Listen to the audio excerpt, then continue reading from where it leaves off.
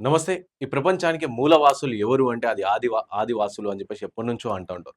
So, వాళ్ళ పోరాటాలు ఇంత అంత గాదు. సో, జల్, జంగల్, జమీన్ అని చెప్పేసి ఎప్పటినుంచో పోరాటం చేస్తా ఉన్నారు. అండ్ మళ్ళీ ఇప్పుడు గూడా మళ్ళీ అదే పోరాటం చేయాల్సిన పరిస్థితి వచ్చింది.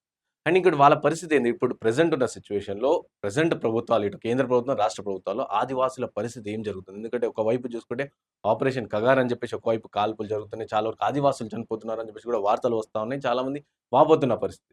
అయితే ఏం జరుగుతుందసలు? ఇంకో వైపు చూసుకుంటే జియో నంబర్ 3 ఎత్తేసిన పరిస్థితి. అండ్ ఇంకో వైపు చూసుకుంటే ఇటు వాళ్ళ సైడ్ నుంచి మాట్లాడడానికి మా వాయిస్ లేదు. అడవినే నమ్ముకున్నాం, అడవిని నమ్ముకుంటున్నాం, అడవిలోనే ఉంటున్నాం మేము.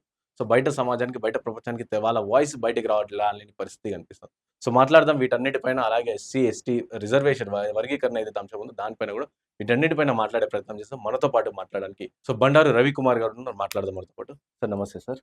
సార్ నమస్తే సార్. నమస్తే. సో, చెప్పండి సార్ ఫస్ట్‌గా ప్రస్తుతం ఆదివాసుల పరిస్థితులు ఎట్లున్నాయి? ఆదివాసీల పరిస్థితులు అందరికంటే దారుణంగా ఉన్నాయి. హ్మ్. ప్రభుత్వ దాడంతా వాళ్ళ మీదనే ఎక్కువ పెట్టారు. హ్మ్. అడవి మీద యుద్ధం జరుగుతోంది. మనం చూసాం మణిపూర్‌లో. అవును. కుకీ తెగలు, నాగా హ్మ్. వాళ్ళు ఆ యొక్క రాష్ట్రంలో హ్మ్. మెజారిటీ భాగం అడవి ఉంటది. అవును. ఆ అడవిలో విస్తారమైనటువంటి అడవి ప్రాంతంలో ఉండేటువంటి జనాభా అది. వాళ్ళు జనాభా రీత్యా తక్కువే ఉన్నా హ్మ్. 40% అంటే 60% మంది మైతీలున్నారు. Non tribes. అవును. వాళ్ళని గూడా ట్రైబల్స్‌లో కలుపుతామనే పేరుతో అక్కడ హింసని మొదలుపెట్టిచ్చారు హ్మ్. ప్రభుత్వం.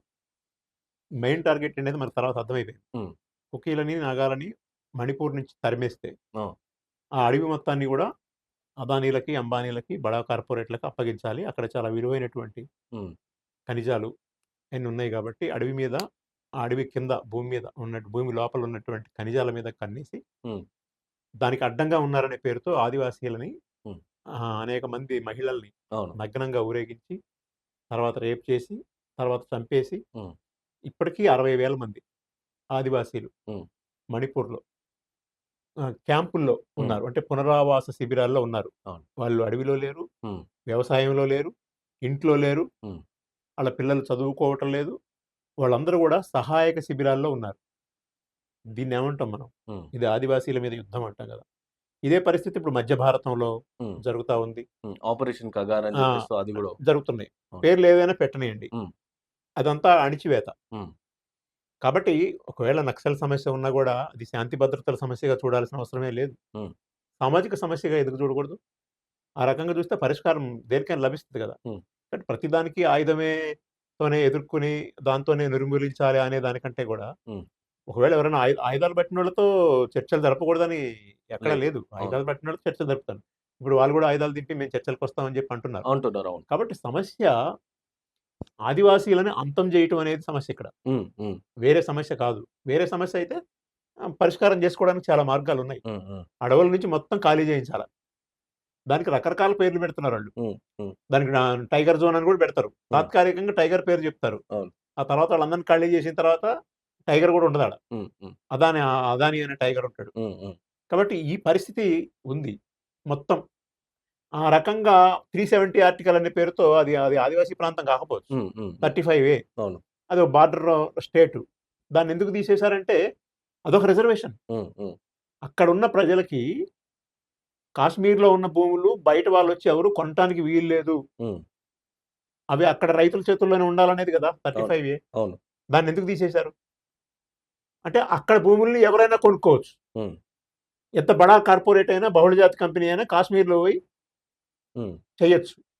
అంటే ఇది 1 ఆఫ్ 70 ఎట్లయితే ఫిఫ్త్ షెడ్యూల్ అనే పేరుతో ఉందో, ఆ ఫిఫ్త్ షెడ్యూల్ ఏరియాలో ఉన్నటువంటి ప్రాంతంలో దాన్ని ఏజెన్సీ హ్మ్. ప్రాంతం అంటాం. హ్మ్. షెడ్యూల్ ప్రాంతం అంటాం. హ్మ్. హ్మ్. అక్కడికి బయట ప్రాంతాల వాళ్ళొచ్చి దాంట్లోకి రాగలిగితే అక్కడ వాళ్ళ యొక్క జీవనం చేంజ్ దెబ్బతింటది అయిపోతది. అవును. గాబట్టి ఫిఫ్త్ షెడ్యూల్ ఏరియాగా ఉంది. హ్మ్. సిక్స్త్ షెడ్యూల్ అంటే ఇంకా కొంచెం పవర్‌ఫుల్. ఓకే. అది ఈశాన్య రాష్ట్రాల్లో హ్మ్. ఉంది. హ్మ్. ఈ చట్టాలన్నీ పెట్టింది దేనికోసం అంటే రాజ్యాంగమే పెట్టింది ఈ చట్టాలు. అవును. కానీ వాళ్ళ రక్షణ కోసం ఉన్న వాటిని హ్మ్. తీసేయటం జరుగుతా ఉంది. హ్మ్. కాబట్టి 35 కాశ్మీర్‌లో తీసేసినోళ్ళు సో, అదేమో రేపొద్దున్న 30 ఫ్రీడమ్ ఇచ్చినాం. ఆ రాష్ట్రానికి ఆ స్టేట్‌కి మేము ఫ్రీడమ్ ఇచ్చినాము. సో, దాన్ని ఎత్తేయడం వల్ల అక్కడ ప్రజలు ఇప్పుడు సుఖశాంతులతో ఉన్నారని చెప్పేసి కూడా చెప్తా ఉన్నారు గదా! సుఖము, శాంతి అనేది ఎవరికుంది? హ్మ్. అక్కడ ఏదన్నా ఉపాధి పెరిగి, అక్కడ ఉన్న వాళ్ళ భూములకు రక్షణ కలిగి, హ్మ్. ఆ భూములు వాళ్ళ చేతుల్లోనే ఉంటాయి. అక్కడ ఉన్న ప్రజల యొక్క జీవన ప్రమాణాలు, విద్యా, వైద్యం దొరికి హ్మ్. అది ఫ్రీడమ్. అవును. ఫ్రీడమ్ ఆఫ్ ది స్పీచ్ గూడా ఉండి, హ్మ్. అక్కడ మీడియాకి స్వతంత్రత ఉంటే అది దాన్ని ఫ్రీడమ్ ఆఫ్ ఇదంటాం. హ్మ్. కానీ అది కాదు గదా! ఫ్రీడమ్ అంటే ఏంటి? దానికి పేరు ఫ్రీడమ్. హ్మ్. ఫ్రీడమ్ అంటే ఏంటంటే ఏజెన్సీ ప్రాంతంలో గూడా ఫ్రీడమ్ అంటారు హ్మ్. రేపు. హ్మ్. ఏజెన్సీ ప్రాంతానికి కూడా ఫ్రీడమ్ ఇచ్చేసాము అని అన్నారనుకోండి. ఫ్రీడమ్ అంటే అర్థం ఏంటి? హ్మ్. ఇప్పుడు ఎవరైనా రావచ్చు ఇప్పుడు ఎవరైనా ఫ్రీడమ్ లేదు వాస్తవంగా హ్మ్. ఏజెన్సీ ప్రాంతంలో. ఎవరికి లేదు ఫ్రీడమ్? హ్మ్. ఎవడు పడితే వాడొచ్చి అక్కడ వేల ఎకరాలని ఆహ్, లాక్కొని హ్మ్. ఆహ్, వ్యాపారం చేయడానికి లేకుండా ఉండే ఫ్రీడమ్ లేదు. ఫ్రీడమ్ ఇవ్వటం అంటే అర్థం ఏంటి? హ్మ్. కార్పొరేట్ గద్దలు గూడా రావటానికి ఫ్రీడమ్. హ్మ్. అంటే మాటలు ఏ మాటల వెనకాల ఏ భావజాలం హ్మ్. ఉందో తెలుసుకోలేనంత కాలం ప్రజలు మోసపోతూనే ఉంటారంటాడు అవును. మహానుభావుడు. అవును. ఫ్రీడమ్ యొక్క ఇదనమాట అది. ఓకే. సో, ఇంకో వైపు సార్ ఇది మెయిన్‌గా ప్రధానంగా మన ఆదివాసులకు సంబంధించి దాడులు కావచ్చు, ఇవన్నీ గూడా జరుగుతున్నాయి. సో, మళ్ళా ఎందుకు సార్? అంటే వాళ్ళ నుంచి పెద్దగా స్పీచ్ ఒకప్పుడు చాలా పెద్ద పెద్ద యుద్ధమాలు చేశారు. జల్, జంగల్, జమీన్ అని చెప్పేసి ఆ యుద్ధమాలు గూడా ఇప్పటికి చెప్పుకుంటారు. సో, అలాంటివి మళ్ళీ ఇప్పుడు వాళ్ళ పరిస్థితి ఇట్లా పడుతున్నారు, చంపేస్తున్నారు, చనిపోతున్న పరిస్థితి. సో, మళ్ళీ ఎందుకు సార్ వాళ్ళ నుంచి పెద్దగా వాయిస్ రావట్లేదు? ఎందుకు బయటకు ఇప్పుడు మణిపూరే అన్నారు. సో, వాయిస్ వచ్చినా సరే దాన్ని మీద ఎవరు పట్టించుకోని పరిస్థితి. ఇప్పుడు అలాగే మన తెలంగాణలో గూడా చాలా వరకు ఏజెన్సీ ప్రాంతాల్లో గూడా వాళ్ళని లోపలనే ఇట్లా ఇక్కడ గూడా ఎన్‌కౌంటర్స్ జరుగుతున్నాయి. సో, అందులో గూడా ఆదివాసులు చనిపోతున్నారని చెప్పేసి వినిపిస్తా ఉంది. మళ్ళెందుకు సార్ వాళ్ళ నుంచి వాయిస్ ఎందుకు ఇక్కడ, రావట్లేదు? వాళ్ళ నుంచి మాట్లాడడానికి ఎవరెందుకు ముంగటికి రావట్లేదు? ఇక్కడ ఇప్పుడు కొత్తగా కొన్ని అస్తిత్వ రాజకీయాలొచ్చినియి. హ్మ్. అంటే ఒకప్పుడు ఏజెన్సీ ప్రాంతంలో తిరుగుబాటంటే అందరూ అన్ని తెగలు కలిసి తిరుగుబాటు చేసింది. అవును. అయితే ఇప్పుడు అక్కడ ఉండే తెగల మధ్యనే అస్తిత్వ తగాదాలు పెడుతున్నారు. హ్మ్. అక్కడ మైతీలని రెచ్చగొట్టారు. హ్మ్. మైతీలని తీసుకొచ్చిన తర్వాత ఆడు బయటోడు గాదు. హ్మ్. అక్కడ పోయినటువంటి బలగాలు, అణిచివేత అది వేరు. హ్మ్. హ్మ్. మైతీలకు ఆయుధాలిచ్చారు. హ్మ్. అవును. మైతీలకి డైరెక్షనే ఇచ్చాడు. సీఎం ఇచ్చిన డైరెక్షన్ అందరికి తెలుసు అవును. గదా! అవును. ఆడియో మే గూడా రిలీజ్ అయినాయి. ఆడియోలు గూడా రిలీజ్ అయినాయి గదా! అవును. మీరు ఆయుధాలు దోసుకొని పొండి ఆ! అని వాళ్ళకి డైరెక్షన్ ఇచ్చారు. దోసుకొని పోయారు. హ్మ్. ఆయుధాలు తీసుకొని మైతీలు, కుకీల మీద దాడి చేశారు. హ్మ్. హ్మ్. హ్మ్. అంటే అట్లా ప్రతి చోట గూడా లోకల్‌గా ఉండే తెగల మధ్య, లేదు గిరిజనేతర ప్రజల మధ్య, ఇంకా ఇప్పుడు గిరిజనుల మధ్య హ్మ్. ఈ తగాదా పెట్టడం మొదలుపెట్టిన తర్వాత రాజ్యంతో నేరుగా హ్మ్. కొట్లాడేదాని కాడికొచ్చేసరికి హ్మ్. వాళ్ళు బలహీనం అయిపోతున్నారు. ఓకే. పీవీటీజీలంటారు. అవును. హ్మ్. Particularly vulnerable tribal groups. అవును. ఇంతకుముందు పీటీజీలనేవాళ్ళు. అవును. ప్రిమిటివ్ ట్రైబల్ గ్రూప్స్ అనేవాళ్ళు. హ్మ్. పేరు మార్చి హ్మ్. పీవీటీజీ అవును. అంటున్నారు. ఇప్పుడు పీవీటీజీలు గూడా కొన్ని గ్రూపులున్నాయి. ఆ గ్రూపుల మధ్య తగాదాలు పెడుతున్నారు. హ్మ్. మళ్ళీ కాస్త గొండులు ఉన్నారనుకోండి. హ్మ్. గొండులతో పీవీటీజీ లేకంగా నీయకుండా వాళ్ళకి వీళ్ళకి తగాదా పెడతారు. హ్మ్. కోయకి ఇప్పుడు గొత్తి కోయలని జెప్పేసి మనకి అవును. వాళ్ళిద్దరు డిఫరెంట్ ట్రైబ్స్. ఛత్తీస్‌గఢ్‌లోంచి వచ్చారు. హ్మ్. వాళ్ళెందుకొచ్చారంటే అక్కడ ఛత్తీస్‌గఢ్‌లో ఉన్నటువంటి అల్లకల్లోలమైన వాతావరణం హ్మ్. ఆహ్, వ అక్కడి నుంచి వచ్చారు. తట్టుకోలేక హ్మ్. వలస ఇక్కడికొచ్చిర్రు. ఇక్కడికొచ్చారు. ఇక్కడికొచ్చిన తర్వాత వాళ్ళు ఆదివాసులే. హ్మ్. నీకు క్యాస్ట్ సర్టిఫికేట్ లేదంటున్నారు. అవును. అవసరమైతే ఇక్కడ వాళ్ళకిను, ఇక్కడ లోకలోళ్ళకి కూడా వైరుధ్యం. హ్మ్. ఇట్లా ఏంటంటే ఐడెంటిటీ పాలిటిక్స్ హ్మ్. అవి ముందుకు తీసుకొచ్చి తెగల మధ్య చిచ్చు పెట్టి రాజ్యం చేసే పాత్రను కూడా ప్రజల మధ్యలో వీళ్ళుని ప్రవేశపెట్టి తగాదా పెడుతున్నటువంటి పరిస్థితి. హ్మ్. వాళ్ళ ఉద్యమాలను బలహీనపరిచినటువంటి పరిస్థితి ఉంది. హ్మ్. గోండులు, కోయలు, చెంచులు, హ్మ్. లేకపోతే కొలాములు, కొలవర్లు, నాయకపోడు, హ్మ్. లేకపోతే ఆంధ్రులు, ఇట్లాగా అనేక రకాలైనటువంటి తెగలు ఉన్నాయి. హ్మ్. హ్మ్. అట్లనే హ్మ్. ప్రధానులు. అవును. అవును. హ్మ్. వాళ్ళకైతే వీళ్ళంతా అనేక సర్టిఫికేట్ లేదు. ఓసీ ఇచ్చేస్తారు వాళ్ళకందరికి అనేక అసలు. రకాల తెగలున్నాయి. అవును. ఇప్పుడు వాళ్ళకి ఎటువంటి హక్కులు లేవు. లేవు. వాళ్ళకి భూమి పంచుతా ఉన్నారు. హ్మ్. అటవీ హక్కుల చట్టం వచ్చింది. చరిత్రాత్మకమైన చట్టం. హ్మ్. ఈ దేశంలో ఆదివాసీలకు జరిగినటువంటి చారిత్రక అన్యాయాన్ని సరిజేయడం కోసం తీసుకొచ్చినటువంటి చట్టం అని దాంట్లోనే చెప్పారు. హ్మ్. అదో అద్భుతమైన చట్టం 2006లో వచ్చింది. కానీ దాన్ని అమలు చేసిందెవడు? హ్మ్. ఆదివాసీ దాన్ని అమలు కాకుండా అడ్డుకోవడం కోసం కోర్టుల్లో హ్మ్. కేసులేశారు. అటవీ హక్కుల చట్టం అమలు జరిగితే హ్మ్. అని చెప్పి ఫారెస్ట్‌కి సంబంధించిన వాళ్ళతో వీళ్ళతో కోర్టులు కేసులేయించారు. కేసులేయించారు. వీళ్ళకి హక్కుపత్రాలు ఇయటానికి వీల్లేదని చెప్పి. హ్మ్. హ్మ్. ఆ పేరుతో కొంత నడిచింది. హ్మ్. ఇప్పుడు కేంద్ర ప్రభుత్వం ఏం చేస్తుంది? అటవీ హక్కుల చట్టం గనక అమలు చేస్తే, ఆ రాష్ట్రాలకు ఇచ్చేటువంటి నిధుల మీద కోత పెడతాం. హ్మ్. హ్మ్. అంటే ఫారెస్ట్ పేరు మీద ఇచ్చే నిధులుంటాయి గదా! అవును. అవును. అయన్నీ కోత పెడుతుంది. రాష్ట్ర ప్రభుత్వాలకు అసలే డబ్బులు లేవు. హ్మ్. కేంద్రం నుంచి వచ్చిన డబ్బుల మీద ఆధారపడి బతకడమే. ఆ పరిస్థితుల్లో ఎందుకొచ్చిన గోల? హ్మ్. అటవీ హక్కుల చట్టం ప్రకారం మనం అమలు చేస్తే ఎందుకనేది. హ్మ్. వాళ్ళు హామీలిస్తున్నారు. ఇప్పుడు మన రాష్ట్రంలో గూడా అవును. తెలంగాణలో అదే పరిస్థితి ఉంది. ఆనాడు హామీ ఇచ్చారు. హ్మ్. అంతకుముందు మన కేసీఆర్ గారు అవును. పోడు భూములకు పోడు సంబంధించి. భూములకు పట్టాలు ఇస్తానని 2014లో రాష్ట్రం వచ్చినప్పుడు హ్మ్. చెప్పాడు. కానీ దాన్ని అమలు చేయడానికి ఎప్పుడు దాకా పట్టిందంటే 2019 హ్మ్. 2023 దాకా పట్టింది. హ్మ్. అంటే ఒక పీరియడ్ అయిపోయింది. రెండో పీరియడ్ ముందు ఇచ్చాడు. అవును. 4,00,000 ఎకరాలకి ఇచ్చాడు. 4,00,000 ఎకరాలకి ఆదివాసీలకి, గిరిజనులకి హ్మ్. కేసీఆర్ గారు పట్టాలు ఇచ్చిన మాట వాస్తవం. హ్మ్. అది ఇచ్చాడు కాబట్టి ఇచ్చాడనే అంటాం. ఓకే. 4,00,000 మందికి ఇచ్చాడు. ఇంకా 8,00,000 మందికి ఆ ఎకరాలకి ఇవ్వాలి. హ్మ్. హ్మ్. ఆ మేరకైనా దాన్ని అమలు చేశాడు. కారణం ఏంటయ్యా అంటే అటవీ హక్కుల చట్టం. హ్మ్. హ్మ్. హ్మ్. కేవలం ఆయన గొప్పతనమనే అనే కాదు. ఆ హ్మ్. చట్టం ఉంది. ఆ చట్టం ప్రకారం ఆయన ఇచ్చాడు. ఆ చట్టం వామపక్షాల యొక్క హ్మ్. చొరవతో, ఒత్తిడితో 2004లో వామపక్షాల మీద ఆధారపడిన కాంగ్రెస్ ప్రభుత్వం. హ్మ్. హ్మ్. కాంగ్రెస్ ప్రభుత్వానికి సొంతంగా యూపీఏ 1 ప్రభుత్వానికి సొంత బలం లేదు. వామపక్షాల మీద డిపెండ్ అయిన యూపీఏ 1 ప్రభుత్వం. హ్మ్. అందులో భాగంగా వాళ్ళు ఆ చట్టం ఇచ్చారు. ఆ చట్టం అమలు చేయడానికి మన ఉమ్మడి ఆంధ్రప్రదేశ్‌లో కూడా ఆ చట్టం అమలు చేయడానికి 2006లో అవును. అవును. వస్తే 2008 దాకా పట్టాలు ఇయలే. చాలా అరకొరగా పట్టాలు ఇచ్చారు. హ్మ్. హ్మ్. ఆ తర్వాత అమలు జరగలే. తెలంగాణ వచ్చిన తర్వాత 2023 దాకా అమలు జరగలే. హ్మ్. ఇప్పుడున్న కాంగ్రెస్ ప్రభుత్వం కూడా ఏం చెప్పింది? కేసీఆర్ సరిగ్గా చేయలేదు. హ్మ్. మేము అందరికిస్తాము. మేమైతే అందరికీ ఇస్తాము అవును. అని చెప్పి గిరిజనేతర పేదలకు కూడా ఇస్తామని చెప్పింది. అసలు ఎవరికిచ్చారు? హ్మ్. మేమేమంటున్నామంటే రోడ్ మ్యాప్ ప్రకటించండి. హ్మ్. Road map. అవును. మళ్ళీ నువ్వు గ్రామ సభలు పెట్టడం, గ్రామ కమిటీలు వేయటం, హ్మ్. దరఖాస్తులు తీసుకోవటం, దాన్ని స్క్రూటినైజ్ చేయటం, గ్రామ సభ ఆధ్వర్యంలో చేయటం, హ్మ్. మండల కమిటీ, డివిజన్ కమిటీలు వాటిని చూడటం. హక్కుపత్రాలకి ఇదొక రోడ్ మ్యాప్ ఉంది. హ్మ్. హ్మ్. దాన్ని ప్రకటించమని అడుగుతున్నాం. సిద్ధపడలేదు. హ్మ్. కేంద్ర చట్టం కదా నువ్వెందుకు అమలు చేయవని చెప్పి కేంద్రం అన్నా రాష్ట్రాలని వెంటబడాల. హ్మ్. కేంద్రానికే ఇష్టం లేదు. హ్మ్. వాళ్ళెందుకు అంటపడతారు? బీజేపీ అధికారంలో ఉన్న ఏ రాష్ట్రంలో కూడా హ్మ్. అటవీ హక్కుల చట్టాన్ని అమలు చేసినటువంటి రాష్ట్రం ఒక్కటి కూడా లేదు. హ్మ్. ఒక్క బీజేపీ పాలిత ప్రాంతంలోనైనా హ్మ్. ఒక్క 1,00,000 ఎకరాలకో, 50,000 ఎకరాలకో హక్కుపత్రాలు ఇచ్చాము అని వాళ్ళు చెప్పగలరా? చెప్పరు. వాళ్ళు భూములు లాక్కోవడం కోసం ఉన్నారు తప్ప, భూములకు హక్కుపత్రాలు ఇచ్చే పరిస్థితి లేదు. ఇచ్చుంటే చెప్పమనండి. యాహ్! కర్ణాటకలో వాళ్ళు మన పక్కన అధికారంలో ఉన్నారు గదా! హ్మ్. మహారాష్ట్రలో ఉన్నారు గదా! అది కర్ణాటకలో ఇంతకుముందు ఉన్నారు.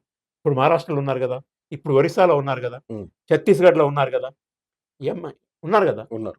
ఎన్నడైనా ఈ రాష్ట్రాల్లో అటవీ హక్కుల చట్టాన్ని అమలు జేసి బీజేపీ వాళ్ళు హ్మ్. హక్కుపత్రాలు పంచినరా? చేయలేదు. ఇక అలాంటోళ్ళు కేంద్రంలో ఉండి రాష్ట్రాలను ఎక్కడ ఇది చేసే చేయనిస్తారు. పరిస్థితి ఉంది. యాహ్! కాబట్టి ఈ రకంగా ఏంటంటే కేంద్ర ప్రభుత్వం చట్టం చేసినా కూడా ఆదివాసీలకి హ్మ్. అంగట్లో అన్నీ ఉన్నాయి గానీ, శని ఉన్నట్టు అన్నట్టుగా హ్మ్. చట్టాలున్నాయి. పార్లమెంటు అత్యున్నత చట్టసభ పార్లమెంట్ చట్టం చేసినా కూడా హ్మ్. ఈరోజు లేదు మరి. యాహ్! ఎవడికి చెప్పుకోవాలి ఆదివాసులు? హ్మ్. ఆళ్ళ గోడు ఇనేటోడెవడు? అరణ్య రోదన అంటారు కదా! హ్మ్. హ్మ్. ఇక అలా ఉంది పరిస్థితి. సో, ఇప్పుడున్న ప్రభుత్వం కావచ్చు, గత ప్రభుత్వం ఆదివాసుల పరిస్థితి ఎట్లా ఉంది? అంటే గత ప్రభుత్వం ఎట్లా చూసుకుంది ఆదివాసులని? ఇప్పుడున్న ప్రభుత్వం ఎట్లా చూసుకుంది? ఎందుకంటే రేవంత్ రెడ్డికి సంబంధించిన సొంత జిల్లాలనే సో, చెంచులు అనే ట్రైబ్స్ ఉండరు. సో, మళ్ళ వాళ్ళ అంటే ఇప్పుడున్న ప్రభుత్వం అన్నా సరే వాళ్ళని చూసుకుంటుందా? వాళ్ళ పరిస్థితి ఎట్లుందంటే ఏం చెప్తారు సార్? జనరల్‌గా ఏంటంటే మహబూబ్ నగర్ జిల్లా అనంగానే హ్మ్. నల్లమల అవును. ఫారెస్ట్ గుర్తొస్తది ఎవరికైనా. అవును. నల్లమల్ల బిడ్డ అని కూడా రేవంత్ రెడ్డి అంటారు చెప్తుంటారు. కదా! నల్లమల అనంగానే హ్మ్. ఏ ఏ తెగని గుర్తు తెచ్చుకుంటారు ఎవరైనా? హ్మ్. నల్లమల అనంగానే చెంచులు. చెంచు. అంతే కదా! అవును. వాళ్ళే పీవీటీజీలు గూడా ఆళ్ళు. హ్మ్. పర్టిక్యులర్‌లీ వల్నరబుల్ హ్మ్. ట్రైబల్ గ్రూప్ అది. బాగా బాగా పురాతనమైనటువంటి అత్యంత వెనుకబడిన ఇప్పటికి వాళ్ళ జనాభా తగ్గుతుంది గమ్మత్తు. హ్మ్. హ్మ్. తగ్గుతున్న జనాభా తగ్గుతున్న గ్రూపులలో ఉందది. వాళ్ళు కూడా. అవును. వాళ్ళకి పోషకాహారం ఇయ్యాలా, వాళ్ళకి భూమి ఇయ్యాలా, హ్మ్. ఎంప్లాయ్‌మెంట్ ఇయ్యాలా, ఆళ్ళ తల్లులకి పుట్టబోయే బిడ్డలకి హ్మ్. సంబంధించినటువంటి పిల్లలు గానిటువంటి గర్భిణీలకి హ్మ్. వాళ్ళు ప్రసవంలో చనిపోకుండా ఉండేదానికి ఇయన్నీ చేయాలి. అవును. అయి చేస్తేనన్నా ఆళ్ళ జాతి నిలబడతది. ఒకప్పుడు చెంచులు ఉండేవాళ్ళట హ్మ్. అని అని చెప్తాను. జెప్పి రేపు చెంచు మ్యూజియం, హ్మ్. చెంచు మహాలక్ష్మి మ్యూజియం ఉంది గదా! హ్మ్. ఆ మ్యూజియంలో వాళ్ళని బెట్టి వాళ్ళు ఇట్లా వ్యవసాయం జేసేవాళ్ళు, వాళ్ళు అట్లుండేవాళ్ళు. హ్మ్. హ్మ్. అని వాళ్ళని మ్యూజియంలో పెట్టి చూపిస్తే చెంచులు ఇలా ఉన్నారని తెలుసుకునే పరిస్థితికి నెట్టబడుతున్నారాళ్ళు. అవును. అవును. నేను జెప్పేదేంటంటే రేవంత్ రెడ్డి గారికి, రేవంత్ రెడ్డి గారు మీరు నల్లమల బిడ్డ, మీరు నల్లమల అడవి. హ్మ్. నల్లమల అడవి అంటేనే చెంచులు గుర్తొస్తారు గదా!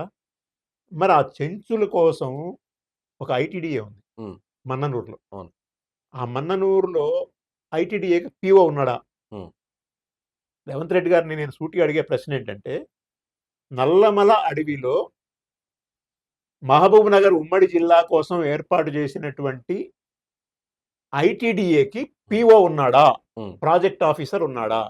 మరి ప్రాజెక్ట్ ఆఫీసర్ లేకపోతే దేవుడు లేని గుడి ఎందుకు? దేనికి? అందులో ఐఏఎస్ ఉండాలి గదా! హ్మ్. మరి గతంలో నల్లమలకి ఐఏఎస్ లేడా? హ్మ్. ఇప్పుడెందుకు ఉండడు? ఫారెస్ట్ ఆఫీసర్‌ని ఎలా పెడతారు మీరు? హ్మ్. ఫారెస్ట్ ఆఫీసర్‌ని పెట్టమంటే ఏంటి? హ్మ్. వాళ్ళని సంపుకు తినేవాడిని పెట్టడమే గదా! ఆదివాసీల్ని నిరంతరం ఇబ్బందులు పెట్టి వేధించేవాడు ఎవడయ్యా అంటే, ఫారెస్ట్ ఆఫీస్. కేసులు పెట్టేవాడు ఫారెస్టోడు. అవును. అడవిని కాపాడేది ఫారెస్టోళ్ళు గాదు. హ్మ్. స్మగ్లింగ్ చేసేవాళ్ళు ఫారెస్టోళ్ళు. రాజకీయ నాయకులతో, హ్మ్. స్మగ్లర్లతో, ఎంపీలు, ఎమ్మెల్యేలతో, హ్మ్. మంత్రులతో టైఅప్ అయ్యి అడవిలోంచి కలపను బయటకు తీసుకొచ్చే దాంట్లో ఫారెస్ట్ డిపార్ట్‌మెంట్ ఉంటది. హ్మ్. హ్మ్. అంతే తప్ప చెంచుల వల్ల నల్లమల అడవి పోయిందని ఎవడన్నా అంటే ఒప్పుకుంటారా? హ్మ్. వాళ్ళు పాపం పులులతో, సింహాలతో వాళ్ళు అక్కడ ఉండే ప్రాంతంలో ఉంటారాళ్ళు అవును. పాపం. అవును. ఆళ్ళ వల్ల అడవి ఎక్కడ నాశనం అయింది చెప్పండి? హ్మ్. అడవి ఎవడి వల్ల అడవి నాశనం అయింది? స్మగ్లర్ల వల్ల, హ్మ్. రాజకీయ నాయకుల వల్ల, అవినీతి పరులైన ఫారెస్ట్ అధికారుల వల్ల. హ్మ్. వీళ్ళ వల్ల తప్ప. రెండోది ఇప్పుడు ప్రభుత్వ పాలసీ. హ్మ్. హ్మ్. ప్రభుత్వమే లక్షల కొద్దీ ఎకరాలని బడా కార్పొరేట్ సంస్థలకు ఇవ్వటానికి వీలుగా నూతన అటవీ విధానం 2022 పట్టుకొచ్చింది. హ్మ్. అది అటవీ భక్షక చట్టం. హ్మ్. కానీ దానికి గమ్మత్తుగా ఫారెస్ట్ కన్జర్వేషన్ యాక్ట్ అని పెట్టిండు పేరు. హ్మ్. ఆ చట్టం తీసుకొచ్చారు. ఆ చట్టం ప్రకారం ఏంటంటే మైనింగ్‌కి, నాన్ మైనింగ్‌కి ఎవడైనా నాకు 1,00,000 ఎకరాలు కావాలి, 50,000 ఎకరాలు కావాలంటేనంట 6 వారాల్లో ప్రాసెస్ పూర్తి చేయాలట. హ్మ్. హ్మ్. అప్లికేషన్ పెట్టంగానే ఇవ్వటమే హ్మ్. అడవి. హ్మ్. అట్లా ఇప్పుడు ఎన్ని ఎకరాలు ఇచ్చారు? హ్మ్. ఇప్పటికి 5,00,000 ఎకరాల భూమి హ్మ్. ఫారెస్ట్ ల్యాండ్‌ని నాన్ ఫారెస్ట్ ల్యాండ్‌గా మార్చేశారు మోడీ గారి హయాంలో. హ్మ్. అది సరిపోదన్నట్టు ఇప్పుడు కొత్త చట్టం తెచ్చారు. ఆ చట్టం అయితే ఇక బుల్డోజ్ చేయడం అడవిని. హ్మ్. హ్మ్. మరేం చేస్తారు సార్ ఈ పర్యావరణవేత్తలు? ఎందుకంటే మనం రీసెంట్‌గా హెచ్‌సియు గురించి కూడా చూసినాం మనము. సో, అడవి గురించి అక్కడ కూడా ఆల్‌మోస్ట్ సుమారు 400 ఎకరాలు. అది కూడా చిన్న సైజ్ అడవి. అందులో కూడా జింకలు కావచ్చు, అవి ఇతరితర ఉన్నాయి. మళ్ళీ ఇవి పర్యావరణవేత్తలు ఎందుకంటే ఇప్పుడు కాంగ్రెస్ పార్టీకి సంబంధించిన వాళ్ళేమంటారంటే, కేసీఆర్ హయాంలో కూడా అవన్నీ చాలా వరకు అడవులు కూడా సిటీ ఔట్‌కట్స్‌లో ఉన్న అడవులన్నీ కూడా ఇచ్చేసారు. అక్కడిక్కడ వెళ్ళిపోయినాయి. సో, మరి అప్పుడు ఎటువైపు పర్యావరణవేత్తలు మరి ఇప్పుడే ఎందుకొచ్చిరని వాళ్ళు ఈ విధంగా డిఫెండ్ చేస్తున్న పరిస్థితి. మరి ఏం చేస్తారు ఈ పర్యావరణ ఆఫీసర్‌లు వీళ్ళందరూ ఉన్నారు. పర్యావరణ సంబంధించిన పెద్దలుంటారు. వాళ్ళందరూ ఎటుపోయారు సార్? ఎందుకు మాట్లాడట్లేరు మళ్ళా వాళ్ళు? ఇప్పుడు వాళ్ళ రాజకీయాలు ఏమైనా సాగనియండి. ఆ! ఆళ్ళు రాజకీయంగా ఒకళ్ళ మీద ఒకళ్ళు విమర్శించుకోవటం, రాజకీయంగా ఇది చేసుకోవటం. హ్మ్. హ్మ్. ఎవడో ఒకడు ప్రతిపక్షంలో ఉన్నోడేమో ఉండాలంటాడు. అవును. అధికార పక్షంలో ఉన్నోడేమో తీయాలంటాడు. తీసేయాలంటారు. అవును. ఆ రోజు ప్రతిపక్షంలో ఉన్నోళ్ళు కొట్లాడారు. ఇవాళ అధికారంలో ఉన్నారు. ఇవాళ హ్మ్. ఇయాల ప్రతిపక్షంలో ఉన్నారు. అవును. అట్లా ఉన్నారు. ఉన్నప్పుడు ఎవడి రోల్ ఆడు ప్లే చేస్తున్నాడు. హ్మ్. ప్లే చేయనీయండి మంచిదే. హ్మ్. హ్మ్. ఉద్యమం చేసింది మాత్రం విద్యార్థులు. అవును. దాన్ని కాపాడుకున్నారు. తాత్కాలికంగా సుప్రీంకోర్టు స్టే నువ్వు విధించింది. అడవి నరకటం ఆపు చేయమని చెప్పారు. అవును. అవును. ఇప్పుడు ఎక్కడైనా సరే చూస్తుంటే రాష్ట్రాల్లో చూసినా, కేంద్రంలో చూసినా అడవి నరికేది ఎవరంటే ప్రభుత్వాలు. హ్మ్. హ్మ్. అవును. హెచ్‌సియు గొడవలో అడవి నరికిందెవరు? ప్రభుత్వం. గవర్నమెంట్ గదా! అవును. అక్కడ విద్యార్థులు నరికారా? హుహు. ఆ అడవిలో ఉండే ఆదివాసీలు నరికారా? ఎవరు లేరు గదా అక్కడ. లేదు. పోనీ అక్కడున్న వన్యప్రాణులు ఏమన్నా అడవిని నాశనం చేసినాయా? ఎవడు చేయలేదు. హ్మ్. అక్కడున్న 400 ఎకరాలు, 440 ఎకరాలని గూడా ప్రభుత్వమే అది నిర్మూలించడం కోసం పూనుకుంటా ఉంది. ఇక్కడ 440 హ్మ్. హ్మ్. హ్మ్. కానీ మోడీ గారు ఇదే టైంలో చేసింది 4,40,000. అవును. ఆయన మళ్ళీ నిన్న మాట్లాడుతా ఉన్నాడు. అవును. హెచ్‌సియు గురించి మోడీ గారు మాట్లాడుతుంటే నవ్వొస్తుంది. అవును. అసలు 2022 అటవీ పరిరక్షణ చట్టంలో బ బ అడవిని ఎన్ని రకాలుగా హ్మ్. ధ్వంసం చేయొచ్చట, హ్మ్. కాలబెట్టొచ్చట, వేళ్ళతో సహా పెకిలించొచ్చట. అవును. 4 వారాల్లో అన్ని పర్మిషన్స్ రకాల అనుమతులు ఇవ్వొచ్చట. హ్మ్.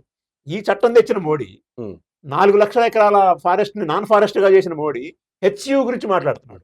మళ్ళా వీళ్ళే దామగుండంలో అడవినంతా కూడా నేవీ రాడార్ ప్రాజెక్ట్ తీసుకొస్తున్నారు మళ్ళా. దామగుండంలో మరి బ్రహ్మాండమైన అడవి మరి అవును. అవును. నేవీ అక్కడే ఎందుకు తేవాలా? అవును. అడవిని నాశనం చేయని పద్ధతుల్లో అభివృద్ధిని చూడొచ్చు గదా! అవును. ఇప్పుడు మరి కేంద్ర ప్రభుత్వం ఈరోజు తెలంగాణలో తీసుకొచ్చి పెడుతున్నటువంటి రాడార్‌ది హ్మ్.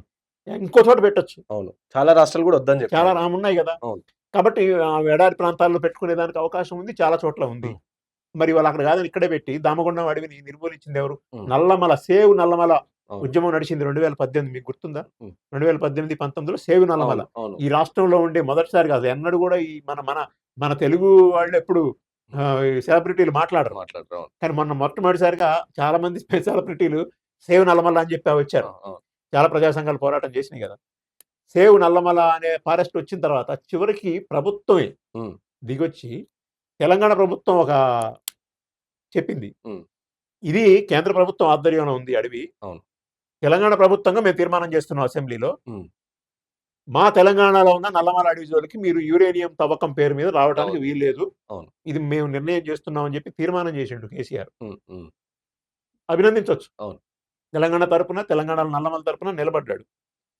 అలాగని చెప్పి అక్కడ బావులు తవ్వకుండా, ఉమ్, బోర్ లేకుండా ఉన్నారా? లేదు.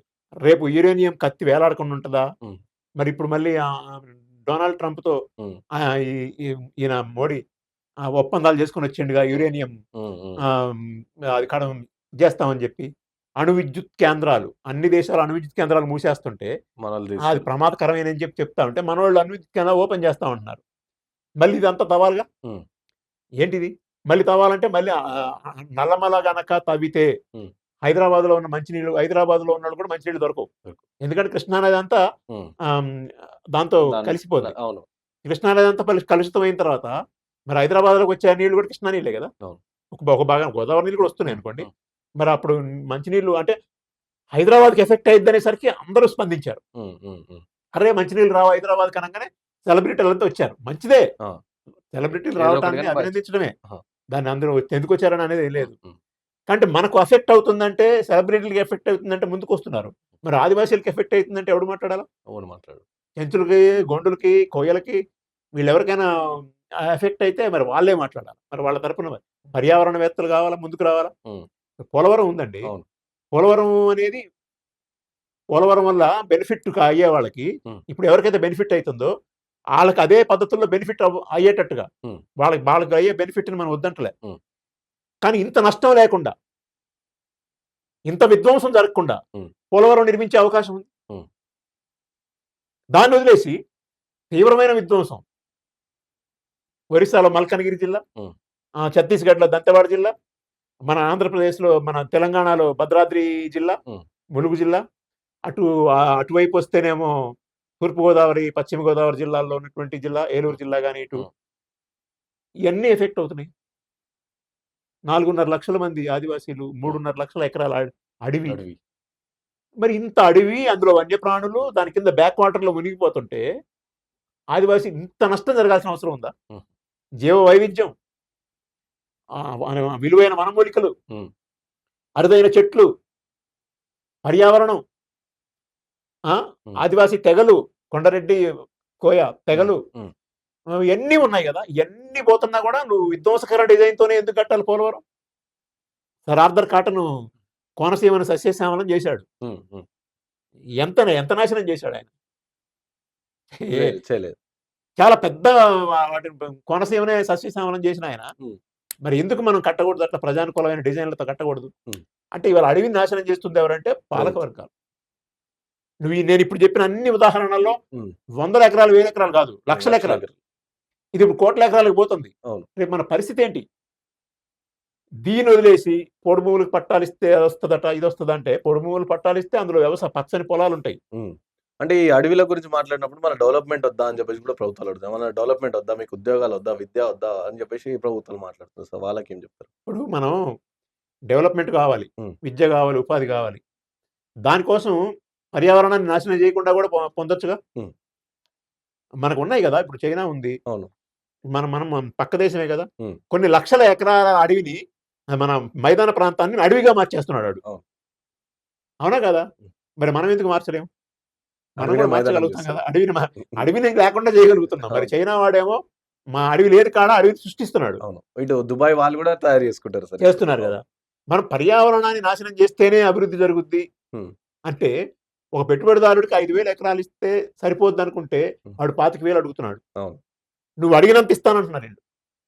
వాడు అందులో రియల్ ఎస్టేట్ వ్యాపారం చేస్తాడు, వాడు రకరకాలైన చేస్తాడు. ఉమ్, మరి దానివల్ల ఏం అభివృద్ధి జరుగుద్ది? ఉమ్, ఎంత అవసరం అయితే అంతే కదా కావాల్సింది. అవును. 23,000 ఎకరాలు కావాలి అమరావతికి అని అడిగారు వాళ్ళు, ఫారెస్ట్ వాళ్ళని. ఉమ్, ఉమ్, కేంద్ర ప్రభుత్వం సంతకం పెట్టారు. అవును. అవునా కదా? అవును. మరి అడవి అనేది మన అడవులు నిర్మూలిస్తేనే అభివృద్ధి జరుగుతుందంటే ఉమ్, మరి ఇప్పుడు హైదరాబాద్ నగరం అంతా అడవి కదా అవును. ఒకప్పుడు. మరి హైదరాబాద్ నిర్మించారుగా. హైదరాబాద్ నిర్మించింది ఉమ్, ఆ అడవిలోనే కదా. ఉమ్. అంటే ఓకే. అడవిని క్లియర్ చెట్లను తీసేస్తేనే డెవలప్‌మెంట్ అయింది కదా సార్ హైదరాబాద్. అదే. ఆ! అందుకని ఇప్పుడు మనం అయింది కాబట్టి దాన్ని ఇప్పుడు కాదనట్లేదు కదా ఎవరు. హ్మ్. హ్మ్. కాబట్టి ఇదే పద్ధతి మొత్తం అన్ని చోట్ల నల్లమలం తీసేసి హ్మ్. ఆదిలాబాద్‌లో ఉన్నటువంటి కవాల్ హ్మ్. జోన్ తీసేసి అవును. ఇక అన్ని జోన్‌లు తీసేసిన తర్వాత ఇంకేముంటది ఆడ? నువ్వు అవును. హైదరాబాద్‌ని తీసేసావు ఓకే. అవును. అన్ని చోట్ల నువ్వు ఇదే చేస్తానంటే పట్టణీకరణ, నగరీకరణ అయిపోతే హ్మ్. ఇగ తాగనీకి మరి నీళ్ళెట్లా? తాగడానికి నీళ్ళెట్లా? ఆక్సిజన్ ఎట్లా? పీల్చడానికి గాలెట్లా? ఇదంతా ఇది హెచ్‌యూ అంటే అదేదో విద్యార్థుల గోల అనుకుంటే పొరపాటు. హ్మ్. అవును. హైదరాబాద్‌కి లంగ్స్ అది. లంగ్స్ కదా! అవును. మరి దాన్ని ఎట్లా ఇది చేస్తాం? హ్మ్. దామగుండమైనా అంతే గదా! అవును. నల్లమలైనా అంతే గదా! హ్మ్. మరి ఎవరికి నష్టం? ఇది అంతా గూడా ఆదివాసీల యొక్క ఉనికితో గూడా లింక్ అయ్యి ఉంది ఈ పర్యావరణం. అవును. ఓకే. అంటే పర్యావరణానికి, ఆదివాసీలకి, అడవికి, అక్కడున్న నీటి వనరులకి, జంగల్, జమీన్‌కి హ్మ్. దగ్గర సంబంధం. యాహ్! సో, ఇంకో విషయం సార్ జియో నంబర్ 3 ఎందుకు రద్దయింది సార్? అంటే జియో నంబర్ 3 అంటే మెయిన్‌గా ఆదివాసులను కాపాడుకునేది. సో, దాన్ని రద్దు చేసిర్రు. ఎందుకు రద్దు చేసిర్రు? అండ్ దానికి ఆల్టర్‌నేట్ ఆప్షన్ ఎట్లా చేయొచ్చు? క్లియర్ చేయొచ్చు? 2020 వరకు జీవో నంబర్ 3 అవును. ఉందండి. అవును. 2020 జీవో నంబర్ 3 వచ్చిన తర్వాత సుప్రీం కోర్ట్ దాకా అది అది వద్దనేవాళ్ళు మొదటి నుంచి కొంతమందున్నారు. హ్మ్. అక్కడున్న అవకాశాలు గూడా మేమే తీసుకోవాలా అనేటువంటి ధోరణి. హ్మ్. హ్మ్. ఒక లిమిటెడ్ ఏరియా వాళ్ళకి కేటాయించారు.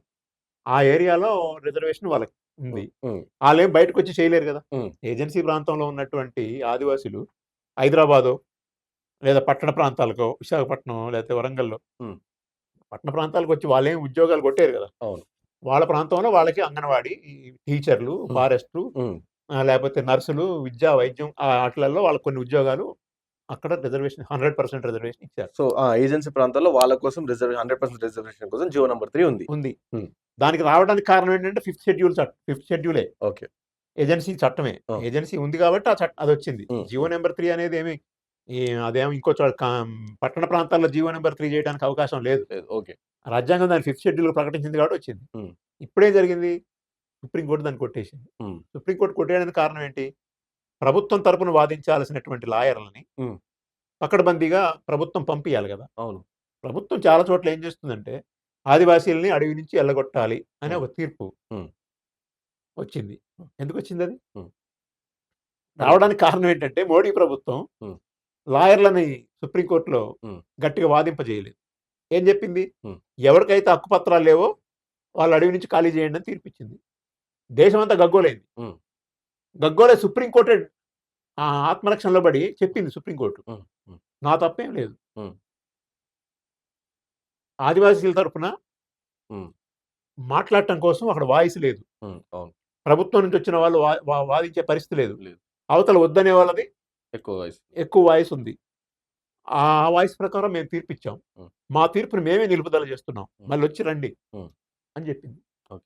ఆ రకంగా ఆదివాసీలని అడవి నుంచి ఖాళీ చేయాలనేటువంటి ఒక తీర్పు హ్మ్.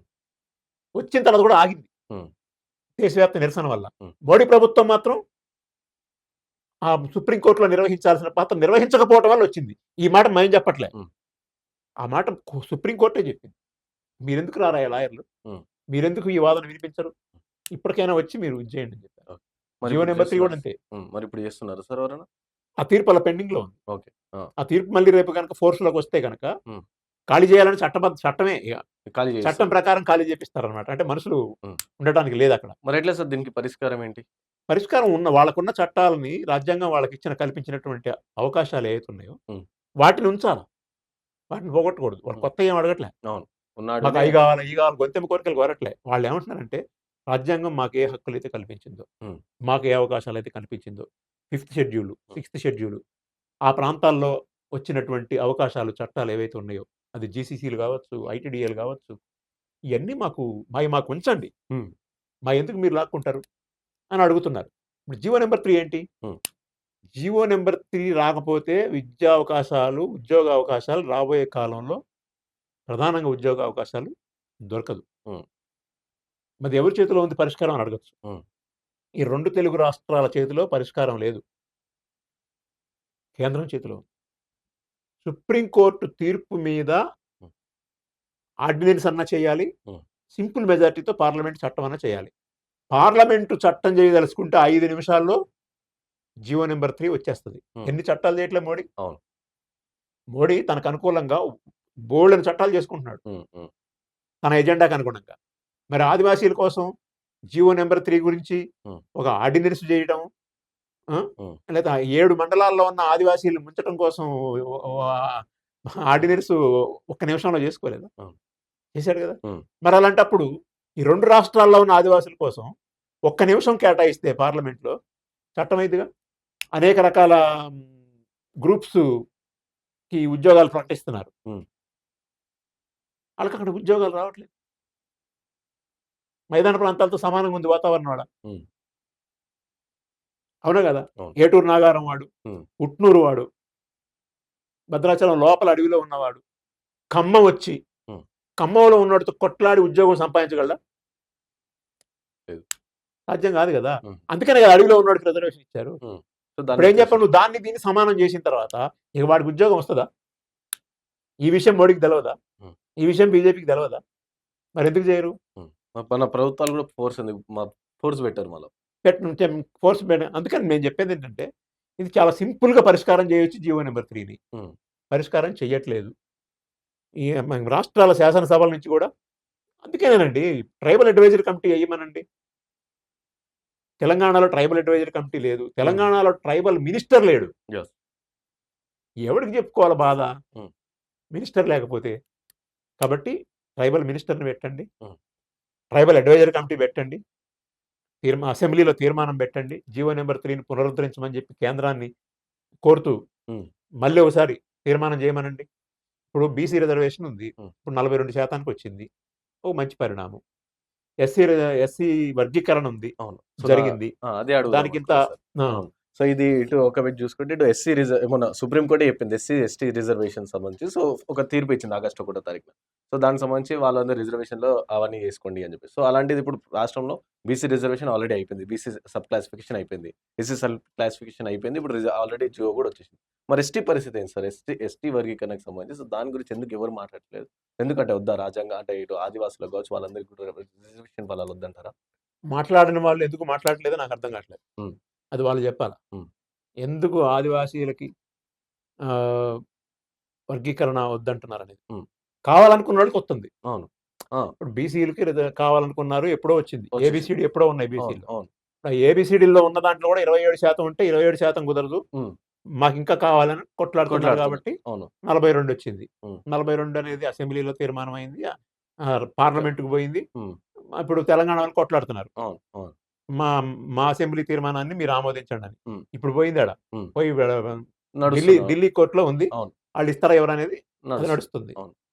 సో, ఇప్పుడు ఎస్సీలకి ఎస్సీ రిజర్వేషన్ ఉంది. అవును. అది కూడా ఇక్కడ తెలంగాణ అసెంబ్లీలో కూడా తీర్మానం అయింది. మాలకింత, మాదిగలకింత, ఈ 2 కాని మిగతా వాళ్ళకింత అవును. ఎవరి వాటా వాళ్ళకొచ్చేసింది. వాళ్ళ హ్మ్. వెనుకబడతనానికి ఆధారంగా అవును. ఉంది. అవును. ఇచ్చింది. ఎక్స్‌పర్ట్స్ ఇచ్చినటువంటి ఇదుంది.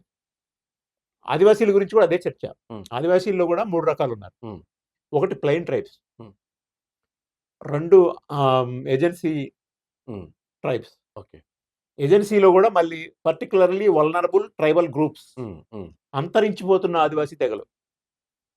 3 రకాలుగా ఉన్నారు. హ్మ్. అది అదే విధంగా అసమానతలు తీవ్ర స్థాయిలో ఉన్నాయి. ఇప్పుడు ఎంఆర్‌పీఎస్ ఉద్యమం వచ్చినా, ఇంకొకటొచ్చినా అసమానతల యొక్క తీవ్రతను బట్టే వచ్చినియి. అవును. బీసీలు, ఎంబీసీలు అనే గొడవ అక్కడ గూడా హ్మ్. అక్కడ బీసీలలో గూడా అన్ని కులాలు ఒకటి కాదు. హ్మ్. అక్కడ గూడా బాగా వెనుకబడ్డ బీసీలున్నారు. అప్పర్ బీసీలున్నారు. హ్మ్. దానికి అనుగుణంగా వాళ్ళు చేసుకున్నారు. ఇక్కడ గూడా అదే గొడవ. హ్మ్. రావాలనేది. ఇది వద్దనేవాళ్ళు కొంతమంది, కావాలనేవాళ్ళు కొంతమంది. హ్మ్. ఎప్పుడైతే అందరూ గూడా కావాలనుకుంటారో, హ్మ్. అప్పుడు ఇదొచ్చే అవకాశం ఉంది. హ్మ్. కాబట్టి దాని మీద ఫోకస్ పెట్టాల్సిన అవసరం ఉంది. ఎక్స్‌పర్ట్స్ కమిటీ వేయాల్సినటువంటి అవసరం ఉంది. హ్మ్. కొంతమంది ఇది అవసరం లేదు. ఇంకోటేదో జరుగుద్ది హ్మ్. అని చెప్పి భ్రమలు పెట్టి చేస్తున్నటువంటి పరిస్థితి ఉంది. హ్మ్. ఈ లోపల ఏం చేస్తున్నారు? కొత్త తెగలను తీసుకొచ్చి చేరుస్తున్నారు. హ్మ్. మొన్న మన అరుణ గారు, హ్మ్. మహబూబ్‌నగర్ ఎంపీ, అవును. డీకే అరుణ. బీజేపీ ఎంపీ హ్మ్. డీకే అరుణ గారు మన హైదరాబాద్ మన పార్లమెంట్‌లో మాట్లాడుతూ ఏం చెప్పిందంటే వాల్మీకులను కూడా బోయ వాల్మీకులను కూడా హ్మ్. ఎస్టీ ఎస్టీలో జాబితాలో కలపాలి. కలపాలి అవును. అని చెప్తున్నారు. ఎస్టీ రిజర్వేషన్ పెంచరు. హ్మ్. ఎస్టీ క్లాసిఫికేషన్ చేయరు. ఇందులో అసమానతలు సరిజేయరు. అందరికి న్యాయం ఎట్లా చేయాలనేది ఆలోచన చేయరు. హ్మ్. కానీ కానీ కొత్త తెగలను మాత్రం కొత్త కులాల్ని ఇందులోకి తీసుకొచ్చి కలుపుతారట. సో, దీనివల్ల మెయిన్‌గా ఉన్న ట్రైబల్స్ ఎవరైతే గిరిజ ఎట్లాగండి? వాళ్ళు లాస్ అయితారు కదా సార్ మళ్ళా. అంతే కదా! హ్మ్. పోయినసారి కూడా ఆంధ్రప్రదేశ్లో వైసీపీ ప్రభుత్వం అదే చేసింది. ఉమ్, ఒక తెగని తీసుకొచ్చి 30 లక్షల మంది ఉన్న జనాభా ఉన్నటువంటి ఒక ఉమ్, కులాన్ని, ఉమ్, షెడ్యూల్డ్ ట్రైబ్స్ అంటే తెగలై, అవును కులాలు కాదు. అవును ఇవి ఎస్సీస్ అంటే షెడ్యూల్డ్ క్యాస్ట్, క్యాస్ట్లు అవి అవును బీసీలు అంటే బ్యాక్వర్డ్ క్యాస్ట్, క్యాస్ట్ అవును ఇవి అంటే కులాలు ఇవి. ఉమ్, కానీ ట్రైబల్స్ లో ఉండే కులాలు కాదు, తెగలు. తెగలవి అవును తెగల లక్షణాలు ఉండాలి. ఉమ్, ఉమ్, తెగల లక్షణాలు లేని వాళ్ళని కూడా, తెగల్లో కులాలుగా ఉన్న కలిపేస్తారు. వాళ్ళని కూడా తెగల్లో కలిపేస్తున్నారు. ఉమ్, తెగలకు అన్యాయం జరుగుతుంది. అవును మణిపూర్ కూడా అదే కదా, అవును మైతీలు. అవును అన్ని రాష్ట్రాలు ఇదే పరిస్థితి అండి. ఉమ్, ఇప్పుడు ఏం చేశారు, వాళ్ళు 30 లక్షల మందిని తీసుకొచ్చి పెట్టారు. అందులో చాలా ఉమ్, పెద్ద ఎత్తున ఉమ్, ఇటు రంపచోడవరం నుంచి అరకు, అవును పార్వతీపురం దాకా ఒక పెద్ద ఉద్యమం నడిచింది, ఇంకా నడిచింది నడుస్తూనే ఉంది. ఉమ్, అట్లా మమ్మల్ని కొత్తగా కలపద్దని. ఉమ్, ఉమ్, కొత్తగా ఎస్టీ గ్రూపులలో కొత్తగా కలపటానికి వీల్లేదండి. ఉమ్, ఉమ్. ఇంకోటి సార్ ఇప్పుడు ప్రధానంగా చూసుకుంటే ఇటు ఎస్సీ రిజర్వేషన్ ఎస్టీ రిజర్వేషన్ సంబంధించి సబ్ క్లాసిఫికేషన్ చేసుకోవాలని సుప్రీంకోర్టు తీర్పిచ్చింది మనం చూసినాం. అయితే ప్రధానంగా అందులో మందకృష్ణ మాదిగ గారి పోరాటం మనం చూసినాం.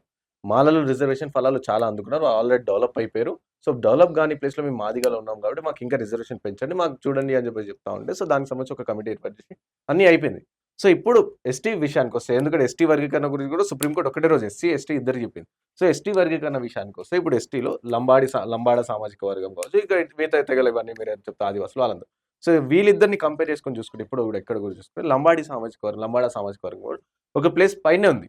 ఒక ప్లేస్ కాదు, ఒక 5-6 ప్లేస్ మెట్లు కూడా పైనే ఉంది.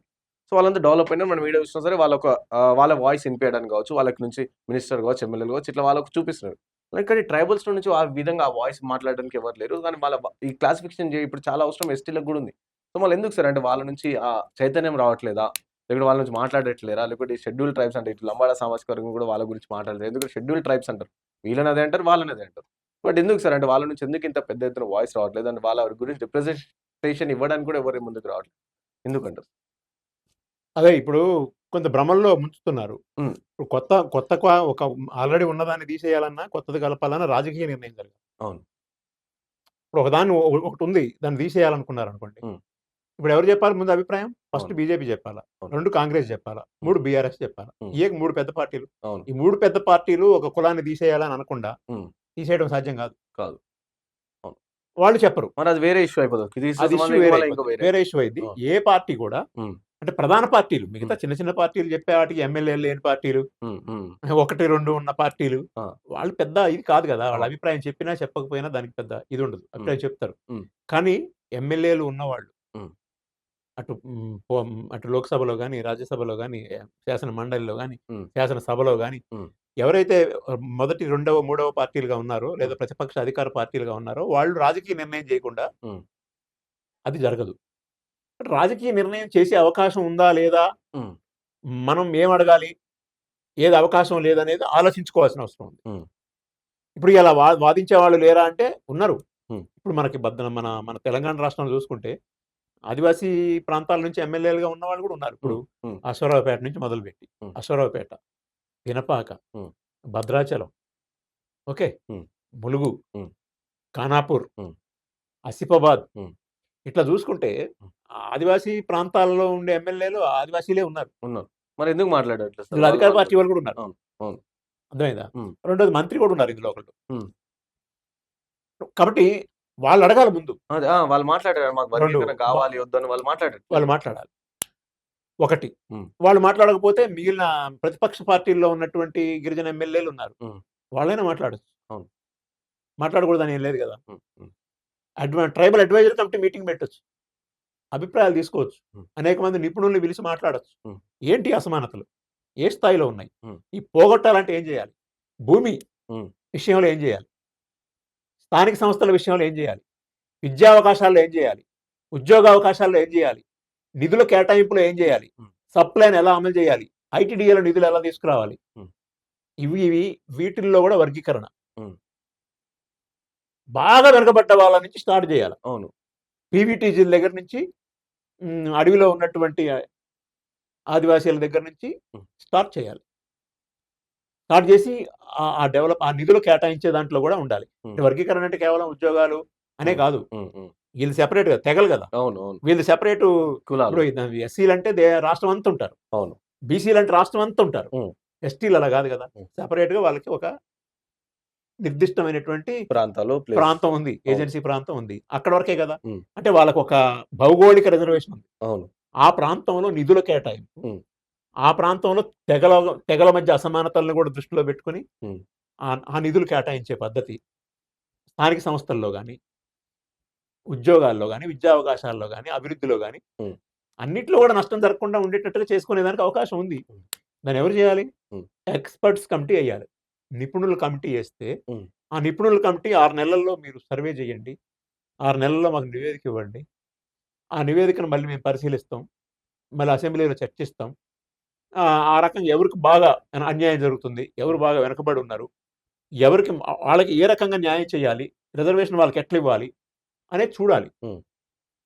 చూసినప్పుడు ఆ రకంగా వాళ్ళ వాటాకు తగిన విధంగా వాళ్ళకిచ్చారనుకోండి. ఇప్పుడేంటి మాకి మేమెంత జనాభా అయితే ఉన్నామో మేము 4% ఉన్నామనుకోండి. హ్మ్. మా 4% కూడా రావట్లేదు. 6% ఉన్నోళ్ళు తీసుకుంటున్నారనేది కదా బాధ. అవును. నువ్వు 4% ఉన్నోళ్ళకి 4% ఇచ్చేయి. అప్పుడు దానికొక కంచె కట్టు. హ్మ్. వాళ్ళది వాళ్ళు తీసుకుంటారు. ఇప్పుడు వాళ్ళని తీసేయాలని ఇప్పుడు వాళ్ళని తీసేయాలని తీసేసేది నేను చెప్పా రాజకీయ నిర్ణయం. హ్మ్. హ్మ్. హ్మ్. తీసేసినా మళ్ళీ ఈ 4% ఉంటారు. హ్మ్. 6 పోద్ది. అవును. అవును. 6 జనాభా తగ్గిన తర్వాత 6 రిజర్వేషన్ కూడా తగ్గుద్ది. అవును. మళ్ళీ నీకుండేది 4 కదా! 4 అవును. కాబట్టి సాధ్యం కానటువంటివి, రాజకీయ పార్టీలుగా వాళ్ళు నిర్ణయం చేయనటువంటివి, కేంద్ర రాష్ట్ర ప్రభుత్వాలు చేయకుండా ఉండేదాన్ని మనం ఊహించుకునే దానికంటే, హ్మ్. అందుబాటులో ఉన్నదాన్ని తీసుకోవడం బెటర్ గదా! అవును. మనం 4% ఉన్నామనుకోండి 10లో, ఆ 4%కి సంబంధించినటువంటి రిజర్వేషన్‌తో పాటు వెనుకబాటుతనం ఆధారంగా నిధులు, కేటాయింపులు, హ్మ్. రోడ్లు, కరెంటు, మంచినీళ్లు, వ్యవసాయం ఇవన్నీ హ్మ్. నిధులు ఎక్కువగా కేటాయించేదానికి, అడిగేదానికి ఎక్స్‌పర్ట్స్ కమిటీ సూచించిన విధంగా అభివృద్ధి చేసేదానికి అవకాశం ఉంటుంది. హ్మ్. అట్లా వర్గీకరణ చేసుకోవచ్చు. ఆ పరిష్కారానికి అందరూ ముందుకు రావాలి. హ్మ్. గిరిజన సంఘాలు, ఆదివాసీ సంఘాలు ముందుకు రావాలా. ఆదివాసీ ప్రజాప్రతినిధులు ముందుకు రావాలి. రాజకీయ పార్టీలు ముందుకు రావాలి. ఆ రకంగా ఎస్సీలలో, బీసీలలో ఏ రకంగా అయితే చెప్పొచ్చు. అసమానతల్ని సరిదిద్దుకోవడం కోసం పరిష్కారాలు ఏ రకంగా వాళ్ళు ఆలోచించుకున్నారో, హ్మ్. ఇందులో కూడా ఆ రకమైన అసమానతల్ని ఇది చేసుకోవడం కోసం ఇక్కడ కూడా ఆలోచించుకోవాల్సినటువంటి అవసరం ఉంది.